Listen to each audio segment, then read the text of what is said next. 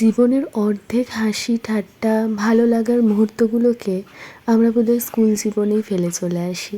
বড় হওয়ার সাথে সাথে স্কুল জীবনের কাটানো সরস্বতী পুজোর দিনগুলো যেন ভীষণভাবে নজর কাড়ে। সেই দিন গোনার অপেক্ষা যে কবে ক্লাস 9-10-এ উঠবো আর অন্য স্কুলে কার্ড দিতে যাওয়ার জন্য ম্যামেরা আমাদেরকে বলবেন। আর সব থেকে বড় দিন, যেটা সরস্বতী পুজোর দিনের থেকেও আমাদের কাছে বড় ছিল, সেটা হলো তার আগের দিন, যেদিন আমরা সারাটা স্কুল জুড়ে এদিক সেদিক আলপনা দেব, ফুল দিয়ে নানান ধরনের কারসাজি করব, কার্ডগুলো দিয়ে এই যে এখানকার স্কুল ওখানকার স্কুল থেকে যে কার্ডগুলো আসে সেগুলোকে বাইরের বোর্ডে টাঙাবো।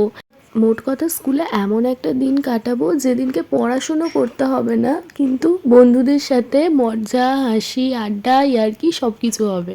তার পরের দিনটা ছিল আমাদের কাছে একেবারে সোনায় মোড়া একটা দিন। সকালবেলা মা হলুদ মাখিয়ে দিত, হলুদ মেখে স্নান করা, সেই স্নানের পরে সকাল সকাল ভিজে চুল নিয়ে কোনো রকমে একটা শাড়ি পরে, মেকআপের বেলায় নেই কিচ্ছু নেই, পুজো করতে যাওয়া, মানে অঞ্জলি দিতে যাওয়া। সেখানে অঞ্জলি দিয়েই তাড়াতাড়ি বাড়ি ফিরে এসে লুচি তরকারি খাওয়া এবং তারপর মায়ের পেছন পেছন ঘুরে বেড়ানো, মা শাড়ি বের করে দাও, শাড়ি পরিয়ে দাও, কারণ নিজের তো আয়ত্তের মধ্যে ছিল না যে শাড়ি পরবো। বড় হওয়ার সাথে সাথে হয়তো সবটাই শিখেছি, কিন্তু ছোটোবেলার ওই ফেলে আসা দিনগুলোকে বড্ড বাজেভাবে হারিয়ে ফেলেছি। নিজেকে ভীষণ ব্যস্ত মনে হতো, কারোর সাথে বাড়ির কথা বলার সময় পেতাম না, কারণ টাইমে বন্ধুদের সঙ্গে ঘুরতে বেরোতে হবে। সবাই শাড়ি পরবো আর আমাদের এই পাড়ার যে কটা স্কুল আছে, মানে কাছে পিঠের মধ্যে, সেখানে সবাই মিলে একসাথে ঘুরতে যাব। সে এক আলাদাই আনন্দ ছিল। সারা বছর ধরে রাগী মুখ করে ঘুরে বেড়ানো যে টিচাররা থাকতেন, তারাও দেখতাম সেদিনকে হেসে হেসে আমাদের সাথে গল্প করতেন।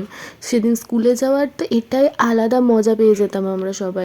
প্রসাদের থালায় আর যে কোনো ফল থাকুক না থাকুক, কুলকে আর খুঁজে পাওয়া যেত না। মানে সবার হাতে কুল পাওয়া যেত, কিন্তু প্রসাদের থালাতে লাস্টের কুল বেঁচে থাকতো না, কারণ সবাই অনেক অপেক্ষা করে ফেলতো যে না কুল খাবো না পুজোর আগে। তারপর পুজোর দিন অঞ্জলি শেষ হতে না হতেই সব কিছু একেবারে মাফ, খাওয়া যাবে, সব খাওয়া যাবে, এরকম একটা ব্যাপার।